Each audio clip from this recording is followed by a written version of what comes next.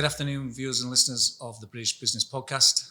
We're filming here in Canary Wharf in central London at the amazing M Restaurant. I'm delighted to welcome Mike Kirby from Find and Finance.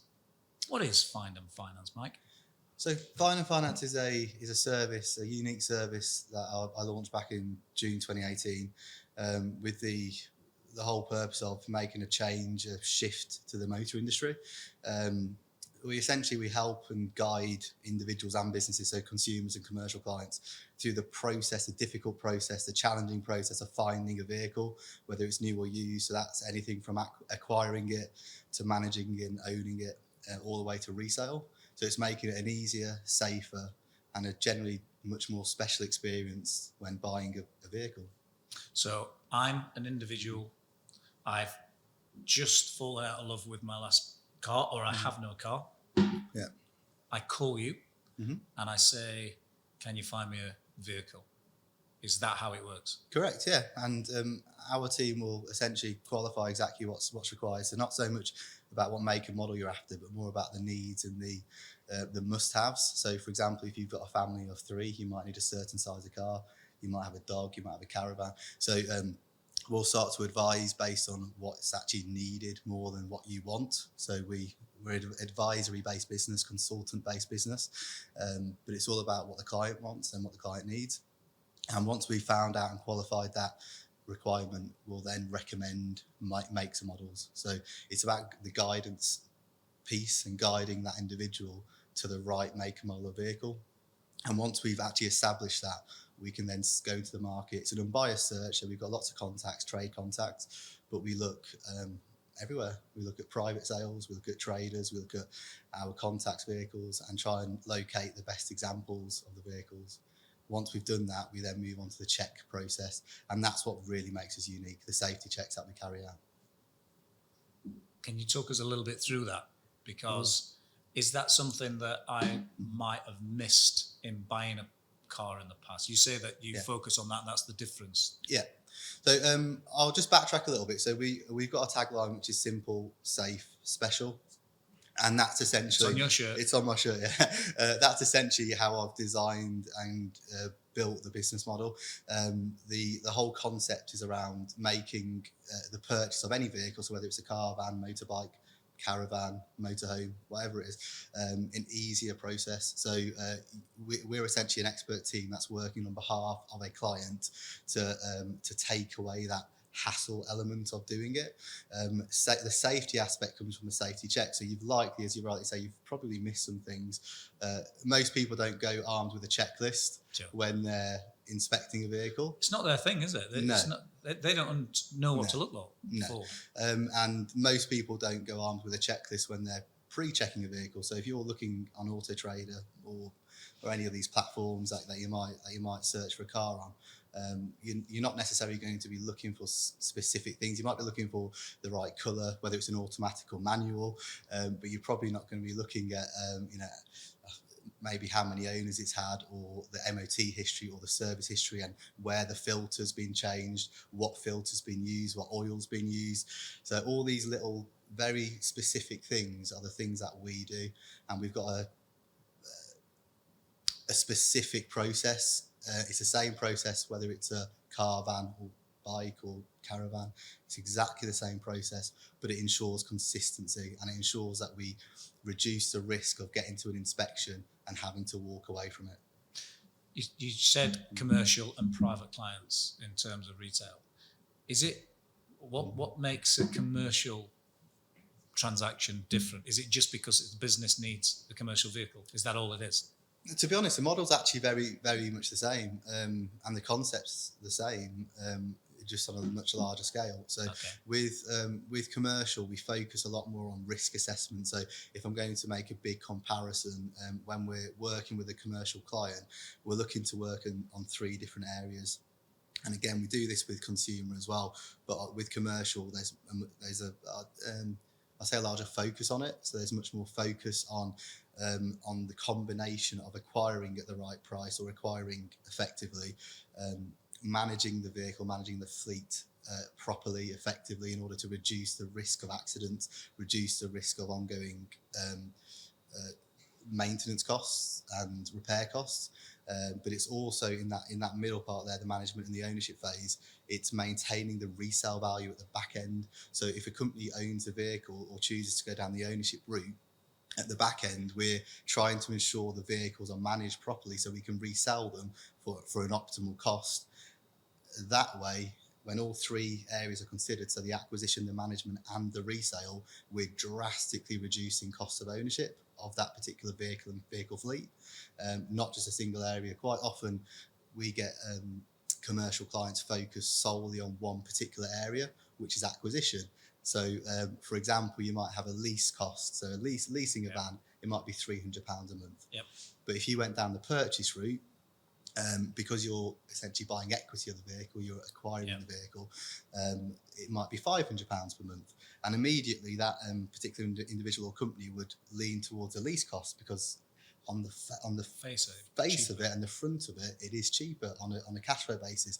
But what quite often is missed, or quite often the things that aren't considered, are capital allowances, or the tax offsets that are achievable through purchasing a vehicle. So those are the kind of exercises that we'd go through. We do comparisons, we do cost comparisons, we look side by side cost analysis. I was talking to somebody the other day about purchasing vehicles, and actually this person was in the tax reclaim and government rebates. Yeah. And they said that vehicle purchase is the biggest area for missing of those tax allowances. Absolutely. And reliefs. It's incredible, isn't it? Yeah, that's very accurate, and it's because it's a big purchase. It's a huge purchase, and we're focusing a bit more on business and commercial here. So if we focus on commercial just for a little bit longer, because there are similarities with consumer purchases as well, but with the commercial side of things, that exactly right.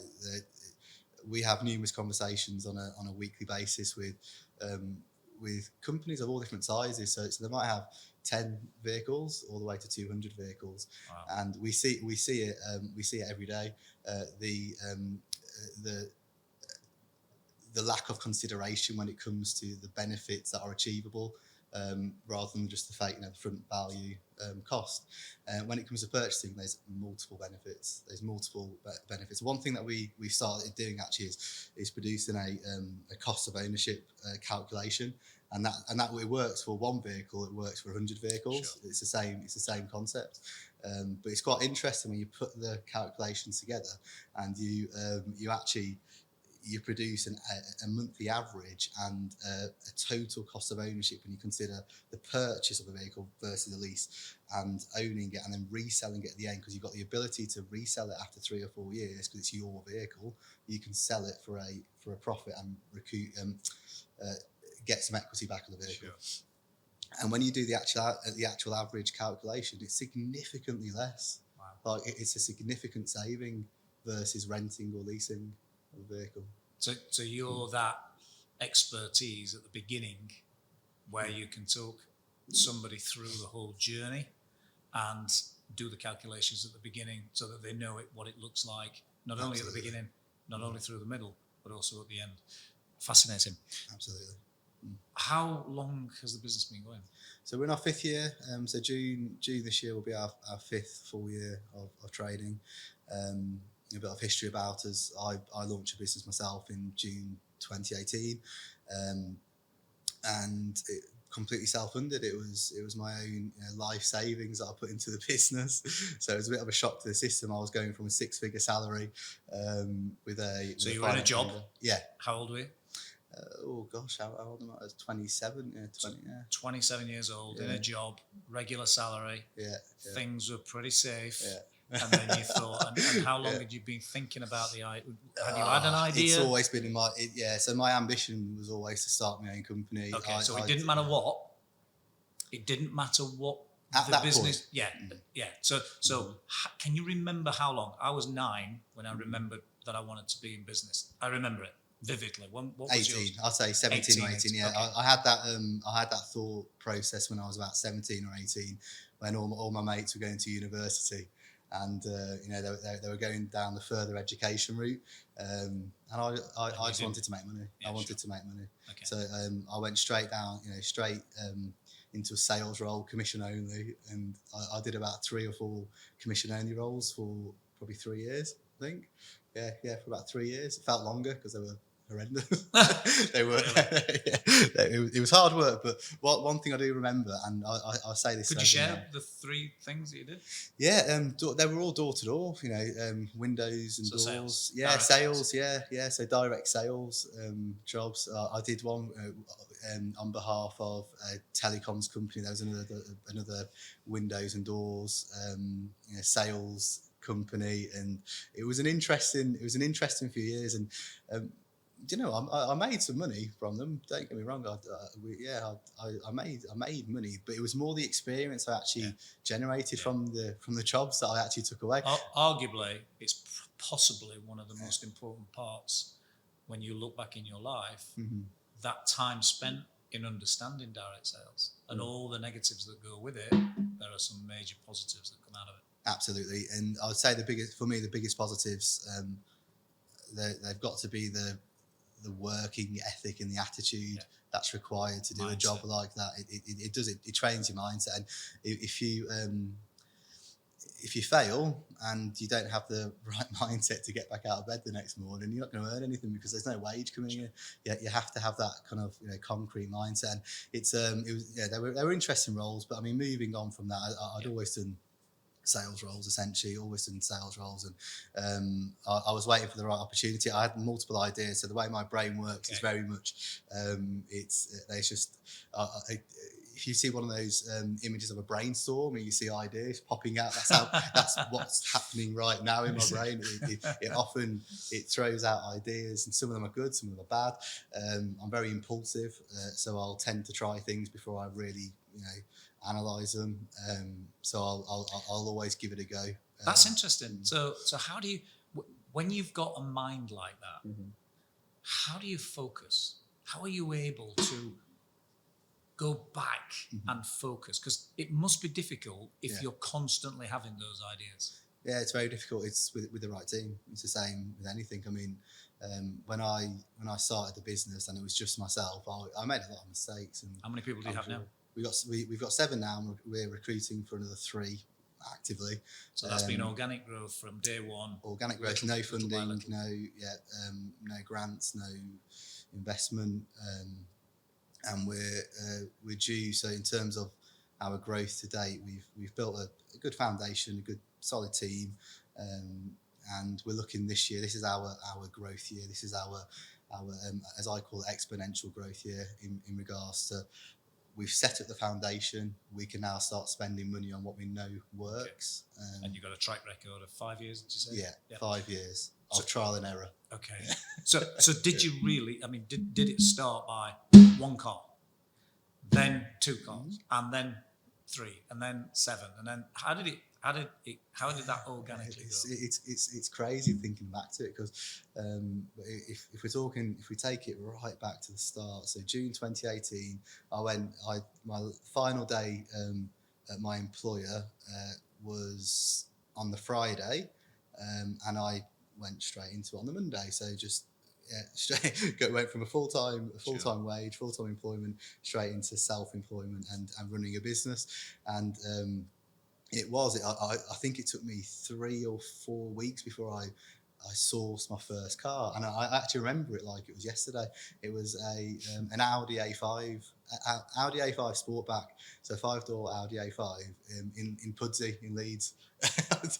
And I remember going to collect it. I remember inspecting it. I remember what the inspection was like. So I had a basic inspection report instead of a 140-point inspection report that we use now. Just a basic inspection report, and I even remember the damage that was on the vehicle. Wow. It's crazy when I think back to it and how I remember that particular car. But that was the very first one that I did, and exactly right. It just started to organically grow, and how I've pretty much grown the business to date is through referrals, word of mouth, and trust. So our service is largely based on trust. So if you're trusting me to purchase you a car, you are quite literally not going to see the car until we deliver it to your doorstep. Okay. you'll hear about the car, you'll see photos, you'll see videos, you'll see reports, you will know a lot about the vehicle, but you won't physically see it or drive it until you actually get it on your doorstep, until we deliver it to you. So the trust element is huge, and that's how I've had to build a brand. So it's very much been about, we can't just go on Auto Trader and spend £100,000 on Auto Trader and advertise cars. We're not selling a car, we're selling a service, we're selling a concept, selling a journey, we're selling an experience. So we have to gain trust. So it was a very small, but a snowball effect of growth. As we get more customers, we get more individuals who trust us, they review us, they recommend us, and that's how we've organically grown. And now we're in the position where we can spend a bit more money on advertising and marketing, because we have got that brand presence, especially in our local area. People know us, people hear about us. Do you know off the top of your head what the years were in terms of numbers? Was it 20 cars year one, 50 cars year two? Do you know those numbers? I can tell you by turnover. So turnover year one, 168,000. Year two, 870,000. You started a business, and in the first year you'd had 168,000. Yeah, we're a high turnover business because we're invoicing the entire vehicle amount. Okay. So if you imagine, a car that might be £8,000, we're invoicing £8,000.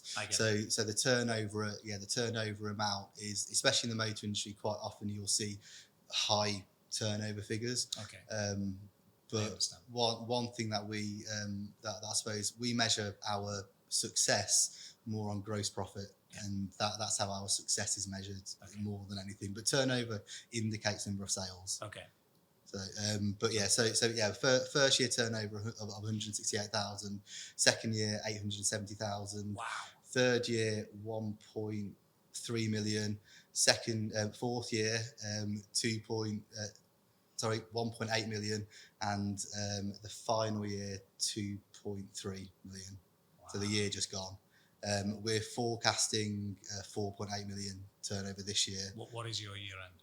Our year ends November. In November, so in November last year you got to we've just completed a quarter at just over 1 million. So we've had a really good growth, growth pattern, and that's largely down to launch of particular services that we didn't start with, but also organic growth and reputational growth. In business, a lot of people fail because of cash flow. A lot of people in business fail because they grow their business too fast. Yeah. Has there ever been a time where you thought, actually, I've heard these rumours, people have told me that if I grow too fast, it's a risk to the business? Yeah. It seems, that jump from 168 to 800,000, that's the biggest percentage growth, isn't it? That's correct. Yeah. So actually, you've done some things hard, but at the beginning, and then you said earlier about exponential growth. What's your plan to be able to do that? So the main plan's recruitment, and we need people. We're I suppose the same as most businesses. We're people orientated. We need staff. We need a good team, and we need a team that aligns with our values, and that's probably been the hardest thing that we've I wouldn't say struggle, but we've had challenges with is finding the right team, and we're doing it. I've made mistakes in the past when it comes down to that, though. So we spent a lot of money in 2021 on recruitment, and I learned a lot of lessons from it. So I don't see it as an expense anymore. I see it as an investment. Yeah, exactly. It's a training course. It's learning and development. That's how I assign that now. But we're doing it differently this time around, and we're recruiting for very specific roles. We've really narrowed down the requirements in regards to what we're looking for, and that's essentially what the main goal, and for us to achieve our result this year and next year, and the result over the next 2 to 3 years, we need to grow the team. Okay, so does that correlate then to turnover? So Correct. 5 people, £1 million, or 2 people, £1 million, 4 people, £2 million. Is that how you sort of look at it? Almost exactly, yeah, exactly that. So per individual, in terms of if we're looking at sales roles, each individual for us or a sales position would generate around $250,000 a year. Okay. So in gross profit. Sure. So not turnover. Turnover's about $1 million. Yeah, that's actually not far off. Sure. But it's so per individual, it's around the 20 to 25,000 per month mark. Is it a very localized business? You said that you're from Lichfield. Yeah. And the first sale was in Pudsey. I'm guessing that's around 100 miles to get from Lichfield to Pudsey. Ish, yeah. I mean, So would you consider yourself local, regional, national, or because of the internet, it doesn't matter? No, so it doesn't matter. Okay. We operate on a national basis. We collect cars from Scotland. We deliver them to Cornwall. Oh, we wow. collect. We're up and down the country. Our inspectors are, and we're essentially a local business with a national presence. And I'll expand a little bit more on that. That kind of correlates to our growth plans and our vision of how we're looking to grow the business. We're essentially looking to grow the business via franchising the business, and the main reason for that is that we can keep that local presence. We can maintain the local personal approach to our service. But we can operate on a national basis, so we can grow a national brand and still have local personal vehicle finding experts up and down the country, and that's the plan, is to open multiple different branches or sales operations. As a franchise, correct. That's interesting, because not many people are able to make that work. Mm-hmm. How did you find out? What made you think about franchising? Have you spoken to people? Is it from peers that you've talked to? Yeah, multiple. So I've had multiple conversations with multiple people about, I'd like to call them experts, so franchise experts, about the challenges around franchising and what needs to be done. So I've already started planning, who I'm potentially going to work with. I mean, there's a few key individuals that I'll probably work with in order to help me get to the point. But I was about to say I'm not naive to it. I am probably very naive to franchising, because I've never done it before. But I have, myself and the team, we've and ahed about the pros and cons of franchising versus maybe growing it internally, growing the business. That must be difficult, to do pros and cons of something that you've never done before, a process that's completely new. Very difficult. You're almost relying on those experts. Is that what you've had to do? Yeah, it is essentially, and my original plan was actually to franchise to create a blueprint of the operation we have now, and to create direct franchises of that blueprint. Now that has changed massively over the 2 years that we've been considering it. We're now looking at I don't want to say basic form, but they're much more sales. So each franchisee will operate more like a sales person. Right. So they'll be tasked with selling or growing a sales operation within the area. Everything else we manage centrally. So we've got an operational team and a compliance team. Those two factors are quite, especially we're an FCA regulated business. We have to control certain areas quite closely. So to hand those over to franchisees, that's where it gets messy. We've made the decision to keep that central, and to grow the operation side and the compliance side centrally, rather than creating a direct copy of the business. Have any of those experts said that it's a risk to the franchise? To the business? Yeah, it's a risk more. I mean, the advice we got really was about the brand. So it's more about the protection of the brand. Yeah. I'd like to think that if you asked out one of our customers what they see the brand, or how the brand, what their perception of the brand is, I'd like to think that they say words like trust, loyalty, care, attention. These kind of words, and that's probably my biggest worry when it comes to franchising is can we maintain those values, that personal service that you've put into your business, that the reason why it's grown is you and your people, your dedicated staff. Yeah, and that's and an interest. you're handing it over with your eyes closed, wishing, hoping that's going to Well, continue. that's an interesting one, because over the years, when the first, second, third year, when there was three of us, you can look back at some of the reviews, and I still do. Most of them will say Mike. Mike. Whereas now they say Find and Finance, the team at Find and Finance, and they mention other names. But it was very much directed towards me, because I was speaking to them on a daily basis. You were the business. I was the business. Whereas now the transition's been that it's starting to become a business, a brand, and that's due to the growth. And that's where a lot of people struggle, because they love what they do. Yeah. But actually running a business sometimes takes them out of what it is they love doing. Correct. To working on the business, not in it. And that transition for some people is a step too far, because they don't want to stop doing what they love doing. And I completely understand that. And I sympathise with them, because it's not giving them the financial rewards. But I say to them, they're much richer, because they get the day-to-day rewards. Yeah. So, Mike, is there anything that I've missed out? We've spoke about so much of your business. Is there anything that you'd like to add in? Certainly, we'd like you to say the brand again, and how they could get in touch, like the website, are you on LinkedIn, all those types of things. Could you give us that information? Absolutely. I mean, one point I'd like to probably make is that being a small business owner and growing the company the way I've grown it, I've experienced lots of different things. So I'd encourage anyone, and I'm happy to speak to anyone who is starting out in business or starting a business. I'm more than happy to share my experiences. I've got lots of them. Fantastic. I've made lots of mistakes, and I've learned from them.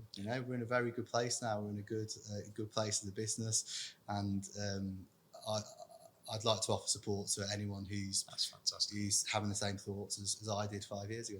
So, and yeah, just Find and Finance. You can visit our website. Give our team a shout if you're looking for. Is it .com or .co.uk? It's actually find-finance.co.uk. But if you search for us on Google, Find and Finance, you'll find us, and you can give our team a call. Any questions at all about motor related things, we can answer them with absolutely no pressure. And if somebody is a potential franchisee out there, how do they get hold of you? LinkedIn. Okay. Yeah, brilliant. Connect with me on LinkedIn. So. And you have a dedicated page, which is going to be your. You can connect with you can connect with myself on LinkedIn, or we've got a Find and Finance page as well. Fantastic. You can follow us on LinkedIn, Facebook, Instagram, Twitter. We're on them all. So. Brilliant. So many business owners offering to give help and support.